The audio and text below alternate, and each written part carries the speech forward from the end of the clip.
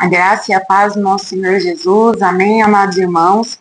Então, estou aqui para ministrar o capítulo 5. Eu sou salvo, mas antes de eu começar a ministrar, eu quero me apresentar. Meu nome é Jéssica, sou discipuladora na Rede Kids, aqui na Videira Canaã, e sou casada com o Ledes, sou esposa dele. E é uma imensa alegria ministrar essa aula para vocês. Né? E essa aula é uma aula muito importante na nossa vida cristã, porque ela fala da nossa salvação.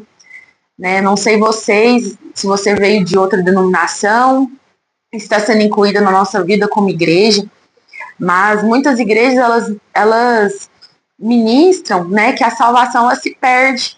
E nós, como videira, cremos na palavra de Deus, cremos que ela é a verdade. E hoje eu vou falar alguns pontos, alguns tópicos para gerar essa convicção no seu coração, que é uma frase que nós costumamos falar muito. Uma vez salvo, salvo eternamente, ou salvo para sempre. Né? E eu gostaria de gerar isso no seu coração. Às vezes você está me ouvindo aqui e tem esse coração que perde salvação, dependendo das suas atitudes, mas eu convido você a crer, né, e a desejar que ao final dessa aula, né, a sua mentalidade ela vai ser transformada.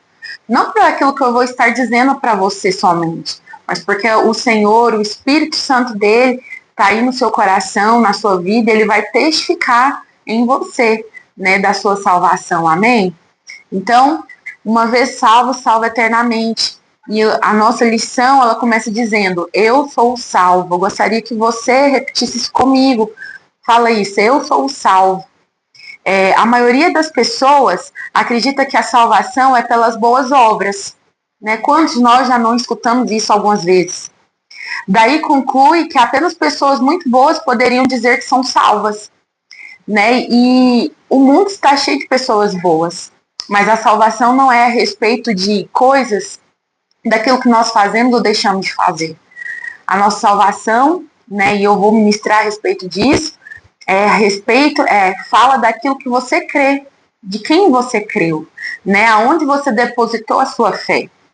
Se a nossa confiança na salvação está baseada na confiança em nós, em nossos méritos e obras, isso é apenas arrogância e orgulho. Né? Então, a salvação ela não é baseada nisso, nessa confiança de algo que você fez ou deixou de fazer. Porque isso, na verdade, é arrogância, é orgulho. Se dizermos que somos salvos, porque o Senhor... Se dizermos que somos salvos, porque o Senhor Jesus, pela sua graça, nos livrou da condenação do pecado e nos justificou, então a nossa certeza é baseada naquilo que o Senhor fez por nós. Né? Então a certeza da nossa salvação tem que ser baseada em quê? Não naquilo que nós fazemos ou deixamos de fazer. Ela tem que ser baseada naquilo que o Senhor Jesus fez ali naquela cruz. Né? Porque foi Ele, através de toda a obra consumada naquela cruz, que nos dá o direito da salvação. Ao crer nele, ao confessar o Senhor Jesus como nosso Senhor Salvador, crendo com o nosso coração e confessando com a nossa boca, assim nós recebemos salvação. Né? É através dessa atitude, desse ato de fé. Né? Crendo em quê? Naquilo que o Senhor Jesus fez ali naquela cruz. O universalismo e a salvação pelas obras são dois conceitos enraizados em nossa cultura. Outro dia, né, o pastor está ministrando aqui, que escreveu esse livro, ele nos conta um fato. Outro dia eu estava assistindo um programa de entrevistas quando o entrevistador me surpreendeu com uma pergunta. E qual foi essa pergunta?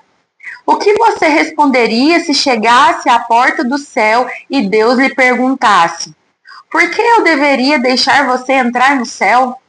Né, uma grande pergunta. O entrevistador se contorceu no banco e respondeu que as suas virtudes eram maiores que os seus defeitos. Ele supunha que haveria uma balança no céu, onde os seus pecados seriam colocados de um lado e as suas virtudes de outro. do outro lado. O que pesasse mais determinaria o seu destino. Mas ele, presunçosamente, acreditava que a balança estava ao seu favor. Todos admitem que não são perfeitos, né? A humanidade, ela tem essa concepção. Não, eu não sou perfeita. Mas, né, tem um entretanto aí. Então, todos admitem que não são perfeitos, mas acreditam que são suficientemente bons, que aquilo que eles fazem, não sei o que poderia ser. Vamos dar um exemplo. Doar cesta básica, ofertar, ajudar em entidades, né, dar sopa em determinados lugares para pessoas que estão passando necessidade. Eu quero te dizer que essas coisas são, assim, maravilhosas, são muito boas. Mas essas pessoas, elas acreditam que isso é o suficiente para levá-las para o céu. Então, por um lado, nós temos as pessoas que pensam: se eu cometo algo de errado agora, eu perco minha salvação. Por outro lado, tem pessoas que acreditam que aquilo que elas fazem de bom, né, é maior e determinante para salvar elas e levá-las para o céu. Né? E não é assim. Então, por que não é assim? Quando nós olhamos para o Velho Testamento, nós vemos que o Velho Testamento, ele é uma sombra ou um espelho do Novo Testamento. Então, lá no Velho Testamento tinha, então, o sacrifício de cordeiros ou animais perfeitos, né, pelo pecado daquela família, daquela pessoa, durante um ano. Aquele cordeiro era sacrificado, aceito, sacrificado, para que aquela pessoa pudesse ser redimida por um ano dos seus pecados. Né? Mas, entretanto, existe algo que acontecia ali. Duas situações. Primeiro, aquele cordeiro, aquele animal, ele deveria ser aceito pelo aquele sacerdote. E segundo, o Senhor também iria aceitar ou não aquela expiação, né, aquele sacrifício. Por quê? Porque poderia haver um defeito naquele cordeiro. Então, nós entendemos que o pecado, ele só seria removido da vida daquela pessoa e da sua família se aquele cordeiro fosse perfeito. Se ele não fosse, isso não aconteceria. Né? Então, não podia ser somente é só um defeitinho, não poderia ser isso. Né? Ou ele era perfeito ou ele não era. Se ele fosse perfeito, ele seria aceito. Se ele não fosse perfeito, ele não era aceito. Né? Então, o Velho Testamento já nos mostra um princípio que será aplicado no Novo Testamento, através da vida de Jesus. Porque Jesus, ele foi o cordeiro perfeito. Né? Quando ele foi entregue ali naquela cruz, ele mesmo se entregou, morreu naquela cruz, ressuscitou ao terceiro dia. Aquele sacrifício, ele só foi aceito porque Jesus era perfeito. Porque senão ele não seria aceito. O Senhor Jesus é perfeito e nunca pecou. Quando cremos nele, recebemos a sua justiça e nele podemos entrar no céu, através dele. Não tem nada a ver conosco, é obra exclusiva de Deus, é obra exclusiva de Jesus, dele. A certeza da salvação é uma das coisas mais importantes no nosso crescimento espiritual. Quando não temos convicção, não conseguimos nos relacionar com Deus corretamente. Antes de ler Pedro, eu quero rapidamente falar a meu respeito. Quando eu tive uma experiência com o Senhor Jesus, em 2011, no final de 2011, eu sempre me perguntava, será que de fato eu sou salva? Será que eu sou mesmo salvo porque eu cometo tantos erros? Eu faço tantas coisas erradas, mesmo crendo em Jesus? E olha que eu vim de uma família católica. O catolicismo, então, ele foi ensinado. Eu nasci nesse berço. Não, e nem foi, então, numa igreja cristã, crente, de crentes, que aplicavam a lei ali na sua vida. Não, era totalmente diferente. Mas mesmo assim, ao nascer de novo, a ter uma experiência com o Senhor, eu passei por um tempo, do meu novo nascimento ali, com essa mentalidade. Será que se eu morrer hoje, eu vou para o céu? Será que eu estou salva? E um dia, conversando ali com um irmão, que me levou, para teve uma experiência com o Senhor Jesus, ele me falou algo muito importante, né, que era o próprio Espírito que iria testificar no meu espírito que eu era salva, né, que a paz do Senhor, essa convicção ia gerar paz no meu coração. Né, em nome de Jesus, eu quero declarar que assim será com você, né, ao final dessa aula ou ao final desse curso, né, de consolidação, né, você terá convicção da sua salvação. E voltando então aqui, Pedro diz que a certeza da salvação, né, nos livra dos tropeços. 2 Pedro 1, versículo 10 e 11 diz: Por isso, irmãos, procurai com diligência cada vez maior confirmar a vossa vocação e eleição, porquanto procedendo assim, não tropeçareis em tempo algum, pois desta maneira é que vós será amplamente suprida a entrada no reino eterno do nosso Senhor e Salvador Jesus Cristo. Né? Então, Pedro, né, o apóstolo aqui Pedro, ele nos dá essa direção, ele nos mostra que nós devemos ser diligentes, devemos ser cada vez mais diligentes e confirmar a nossa vocação e eleição. Então, buscar essa confirmação, porque quando nós temos certeza dessa salvação, nós não tropeçaremos, né? Ele nos dá essa certeza. Por quê? Porque isso vai gerar uma convicção no nosso coração. Não há crescimento espiritual sem certeza de salvação, da salvação. Por isso, ela deve ser adquirida ao logo quando nos convertemos. Aquele que está inseguro sobre a sua salvação não tem âncora espiritual. A sua alma não encontra uma rocha onde se apoiar. A sua alma vive cheia de dúvidas e angústias, pois ainda teme o futuro. Né? O quanto que é difícil uma pessoa viver sem saber se ela vai para o céu ou para o inferno. Qual lugar que é o meu lugar? Né? Ter esse tipo de pensamento, isso gera muita aflição. Em nome de Jesus, né, eu quero declarar que o Senhor ele vai gerar essa certeza no seu coração. E Paulo, ele nos mostra que ele tinha certeza da sua salvação. Aonde que ele nos mostra? Em 2 Timóteo 4, capítulo 4, versículos 6 ao 8, ele diz: Quanto a mim, estou sendo já oferecido por libação. Né? Por quê? Porque ele já tinha esse senso de que os seus últimos dias já estavam chegando. E o tempo da minha partida é chegada. Combati o bom combate, completei a carreira, guardei a fé. Já agora a coroa da justiça me está guardada, a qual o Senhor, reto juiz, me dará naquele dia, e não somente a mim, mas também a todos quanto amam a sua vida. Paulo ele tinha certeza da sua salvação. Amém? Paulo ele tinha convicção.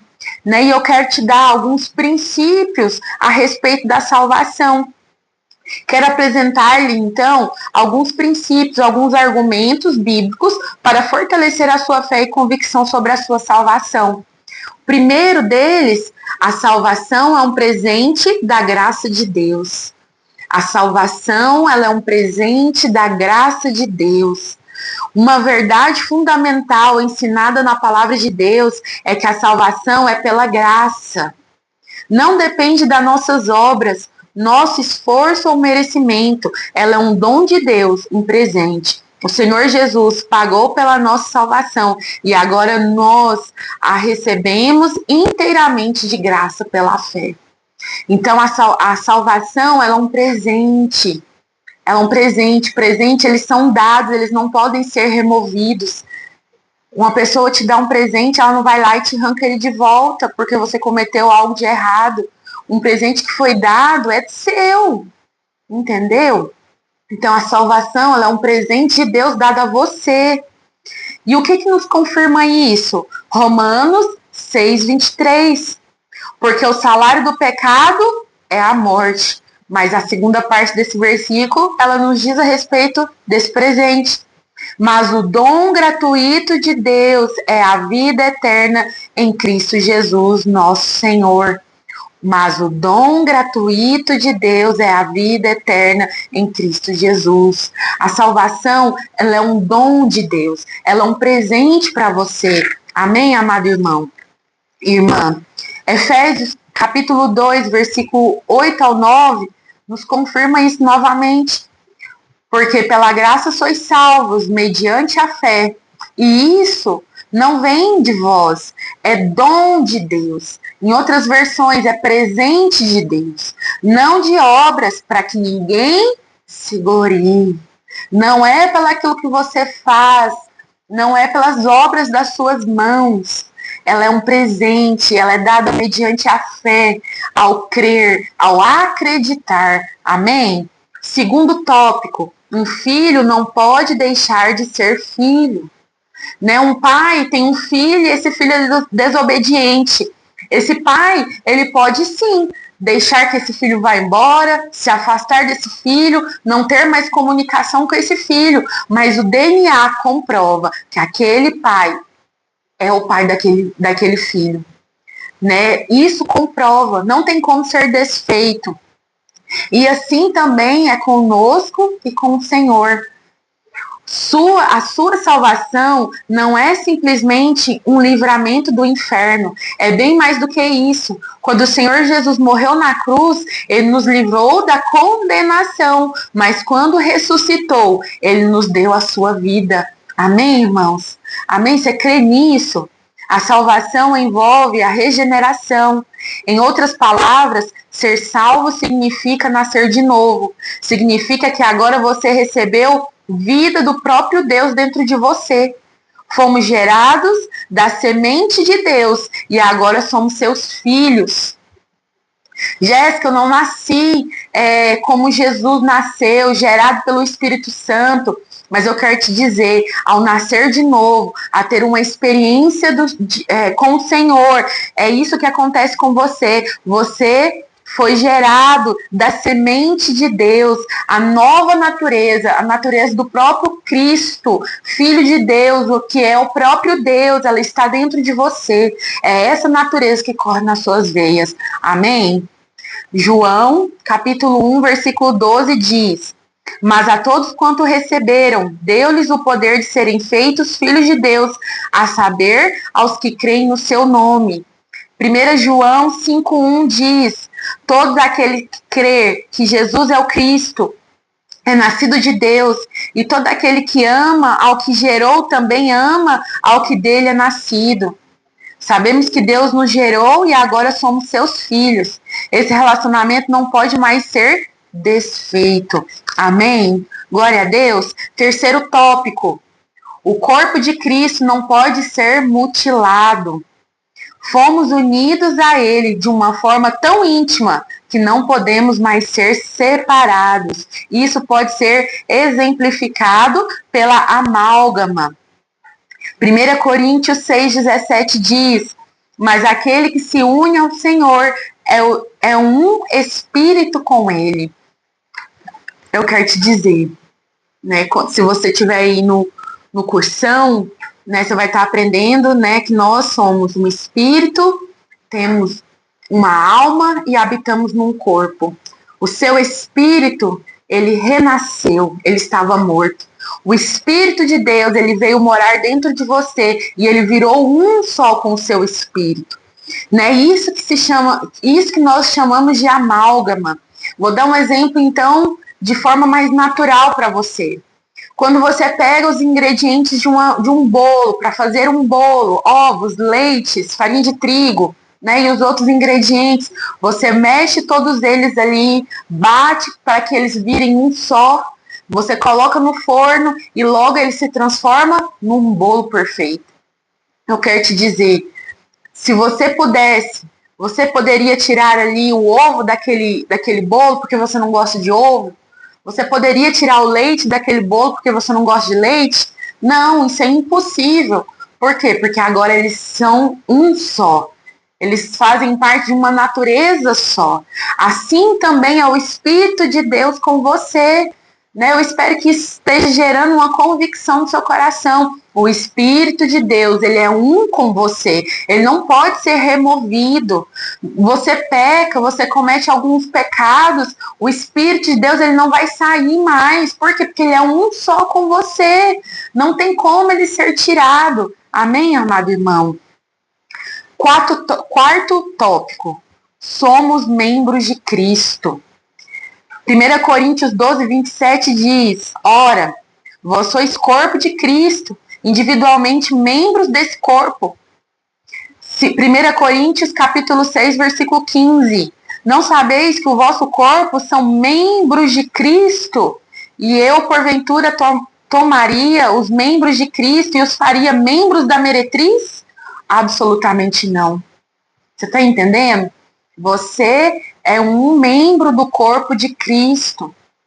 O corpo de Cristo, ele não pode ser mutilado. Se um membro, por cometer algum ato pecaminoso, fosse retirado, o corpo de Cristo ficaria o quê? Mutilado. Porque o mutilar, ele é isso, é remover um membro defeituoso.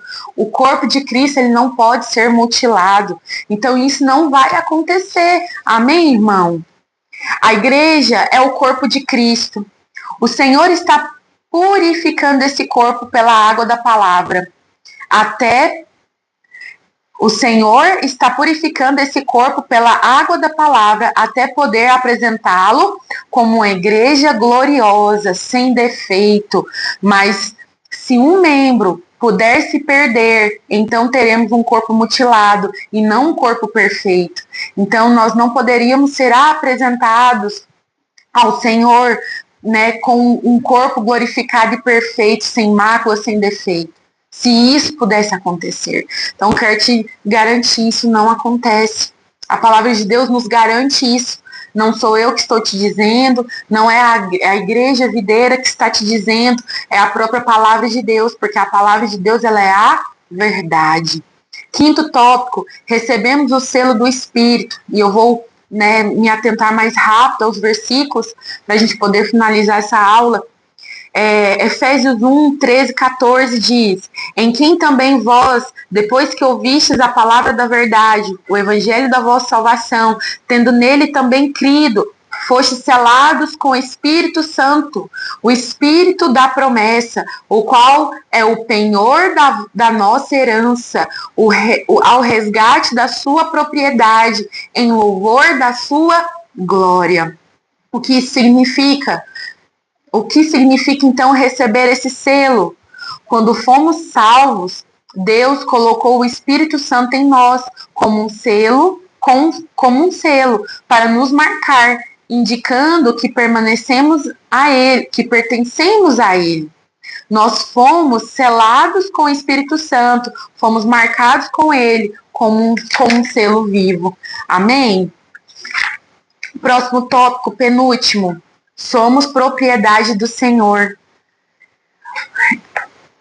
O Pai deu como presente ao Senhor Jesus as pessoas salvas. Nós somos um presente de Deus a seu Filho Jesus. Nós somos propriedade do Senhor Jesus. Nós somos entregues a Ele como um presente. Amém? Aqui diz assim, ó: todo aquele que o Pai me dá, esse virá a mim. E o que vem a mim, de modo nenhum o lançarei fora. João, capítulo 6, versículo 37. Nós somos um presente, nós não somos um presente barato. E nem o Senhor Jesus pode nos descartar logo após ter nos recebido. Amém? Sétimo e último tópico. Somos guardados pelo poder de Deus. A nossa salvação não depende do nosso esforço para nos mantermos salvos. Não depende de você, do seu esforço. Não somos nós que nos guardamos, mas é Deus que nos guarda. Olha só o que diz Gálatas 3:3. Sois assim insensatos, que tendo começado no Espírito, sejais agora vós aperfeiçoados na carne?